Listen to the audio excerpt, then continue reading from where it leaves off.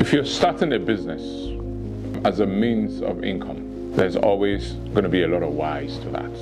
If it's a means to an income, what, again, statistics, data, what have you put together?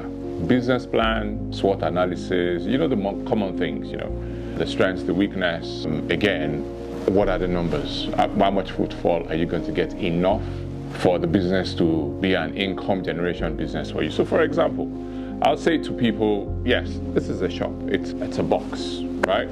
Empty. So there's what you call your setup costs, your startup costs. And what does that mean? Cost of furniture, fixtures, fittings, different things. So it will start from shelves, baskets, checkout counter, fridge, freezers, sometimes cold room, even security stuff, CCTV, business insurance, all of those things. When you put all that together, that informs what your setup cost will be, right?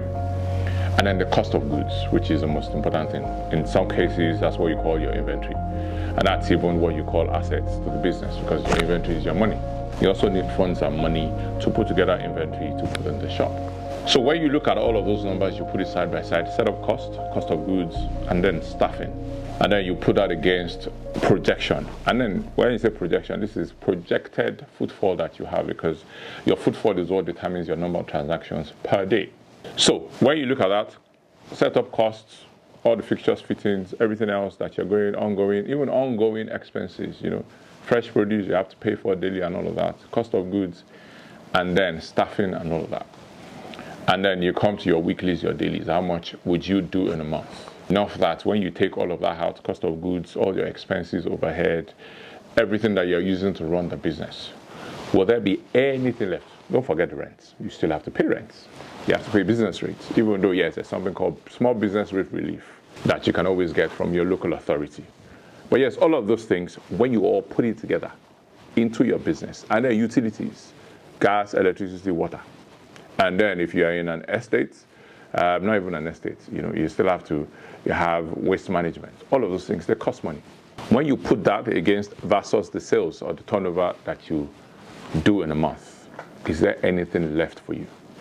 For it to be income generation. Because if you say income generation, it means that's something you can take either to pay yourself a salary or at the end of the year take as a dividend, or profit that you put back into the business. And again, why? Would you have looked at all of those things enough to validate that indeed this is a viable business that you want to go into? Why would you want to do that? I say to a lot of people, by the time you look at that number and you look at what I would advise or recommend as a projected revenue at the end of the month, I say to people most of the time, it's better you stick to the 9 to 5. Because with the 9 to 5, you're guaranteed. If you're earning 30K a year, you know what your net will be, you know what your gross will be. It will probably be about, 2,500. And then after tax, you still take home maybe 1,900 to 2,000 pounds.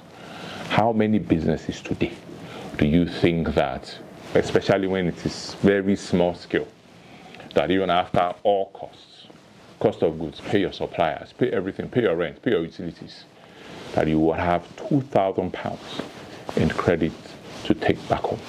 What's your why?